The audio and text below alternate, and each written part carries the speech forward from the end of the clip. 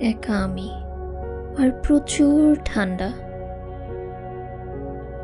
আমি প্রত্যাখ্যাত, নিন্দায় জর্জরিত, ক্ষতিগ্রস্ত।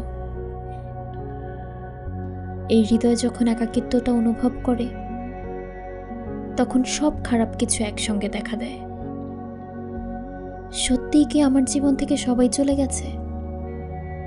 সত্যিই কি আমার জীবন সবচেয়ে দুঃখের?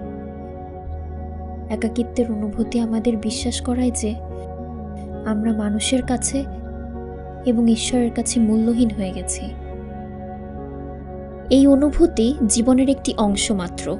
এই অনুভূতি মুছে যাবে যদি আমরা এটিকে লালন ও বৃদ্ধি না করি। আকাশের তারা যেমন অন্ধকারে বিশ্বস্তভাবে আলো দেয়, নিরবিচ্ছিন্ন অক্সিজেন যেমন তোমাকে নিশ্চিত করে বেঁচে থাকার,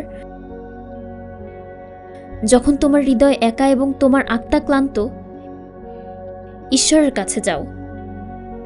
দূরে থেকো না, তাকে ছেড়ে চলে যেও না, কারণ তিনিই একমাত্র যিনি তোমার হৃদয়ের শূন্যতা পূরণ করতে পারেন, যা সম্পদ, স্বীকৃতি, এমনকি মানুষও এই শূন্যতা পূরণ করতে পারে না। এটিই সত্যিকারের ভালোবাসা।